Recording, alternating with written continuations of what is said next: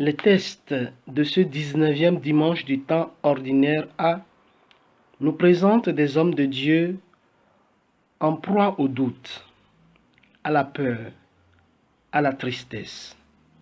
Des hommes de Dieu qui vont être amenés par Dieu lui-même à surmonter leurs épreuves en s'attachant davantage à lui. La première lecture nous situe à un moment difficile de la mission du prophète Élie. En effet, Élie venait de remporter son duel contre les prêtres du dieu Baal qu'il a fait tuer.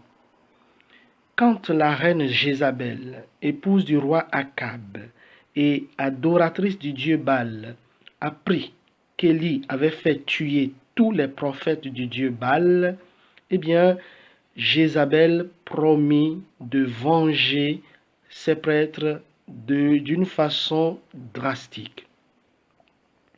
Le prophète Élie prit peur et pour sauver sa vie, dut s'enfuir à travers le désert vers la montagne de Dieu où Dieu lui-même lui avait donné rendez-vous. Dans sa détresse, dans sa fatigante marche, le prophète Élie n'en pouvant plus, Dieu envoya un corbeau le nourrir et le désaltérer afin qu'il retrouve les forces pour marcher jusqu'à la montagne de Dieu afin de rencontrer Dieu. Et c'est là, dans cette rencontre, que Dieu va se révéler à lui de façon à lui faire comprendre qu'il n'est pas le Dieu de la violence et de la vengeance. Il n'est pas le Dieu qui écrase et qui s'impose par sa force et sa puissance.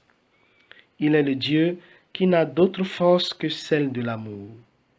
Dieu ne se trouve ni dans l'ouragan violent qui fend les montagnes, ni dans le tremblement de terre qui détruit tout, ni dans le feu qui ravage tout sur son passage. Dieu se révèle dans le murmure d'une brise légère, c'est-à-dire dans la faiblesse de l'amour. Élie comprend alors que le Dieu qu'il défend par la violence n'a rien à voir en fait avec la violence. Ce n'est pas en massacrant les infidèles ou les non-croyants qu'on sauvera l'honneur du vrai Dieu, qu'on révélera le visage du vrai Dieu. La deuxième lecture, quant à elle, propose à notre méditation ce passage de la lettre aux Romains où saint Paul s'interroge douloureusement sur la destinée de ses frères juifs qui, eux, n'ont pas accueilli le Christ comme le Messie. Comment Dieu pourrait-il laisser ses enfants dans un tel égarement? Dieu aurait-il oublié son alliance avec eux? Saint Paul s'interroge et peut-être est pris de doute. Lui aussi, d'une certaine façon, éprouve la fragilité de sa foi. Lui non plus, il ne trouvera pas son assurance dans ses propres sécurités, mais dans la fidélité même de Dieu à son alliance, car il est convaincu que Dieu, restant fidèle à ses promesses, d'une manière ou d'une autre, par un moyen ou par un autre, finira par tenir promesse pour les enfants de la première alliance.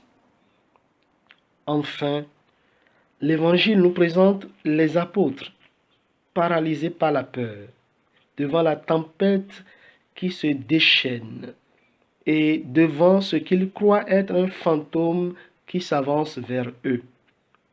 Ils sont bouleversés, tétanisés et ils poussent des cris de peur. Mais Jésus les rassure. Confiance, c'est moi, n'ayez pas peur. Nous devons nous réjouir de ces tests qui nous décrivent ces hommes de Dieu dans leur fragilité. Ils ne sont pas des personnages hors du commun. Ils sont des hommes en chair et en os, comme vous et moi, avec leurs peurs, leurs doutes, leurs angoisses, leurs inquiétudes. Eux aussi, ils ont peur face à la vie, face à la mort, face à l'échec, face à la souffrance, face à l'avenir incertain. Ils ont hésité eux, ils ont douté eux aussi, ils ont fui devant le danger, mais ils sont toujours revenus à Jésus. Et c'est cela être disciple de Jésus, c'est cela aimer Jésus. Les disciples de Jésus ne sont forcément pas ni meilleurs, ni plus courageux, ni plus solides que les autres hommes. Mais ils savent garder la foi à travers toutes les épreuves. À travers les difficultés, les échecs de la foi, de la vie, ils savent garder l'espérance. C'est cela qui les tient debout. Les tempêtes susceptibles de mettre en péril notre foi et donc notre relation au Seigneur ne manquent pas dans notre vie, ne manquent pas dans la vie. Les échecs, les maladies, le deuil, les séparations, des difficultés de toutes sortes. La victoire que nous accorde le Seigneur n'est pas dans le fait de marcher sur les eaux des tentations qui nous assaillent, mais dans le fait de garder le regard constamment fixé sur lui. Pierre demande à Jésus non pas de marcher sur la mer, mais de venir à lui. Ce qu'il désire plus que tout, c'est d'aller vers Jésus. Et précisément, il commence à couler lorsqu'il se met à prêter plus attention au vent qu'à la personne de Jésus. Notre vie est un véritable chemin de foi qui s'approfondit au fur et à mesure que nous nous dépouillons de nous-mêmes. Une marche au désert où, comme pour Élie, le Seigneur nous fait quitter nos fausses sécurités, nos fausses conceptions de Dieu. Être fragile n'est pas en soi un obstacle sur le chemin de la conversion, sur le chemin de la foi. Mais refuser de se reconnaître fragile, refuser de reconnaître qu'on a besoin de Dieu, voilà le véritable obstacle. Quand ça va mal, n'hésitons pas à crier « Seigneur, sauve-moi ». Conscients de notre fragilité et de nos faiblesses, nous le supplions. Seigneur, chaque fois que je me trouverai dans la tempête, dans les moments de doute, de souffrance, de solitude, de lassitude, dans les moments de difficulté, donne-moi de réentendre ta voix qui me dit « Confiance, c'est moi, n'aie pas peur ».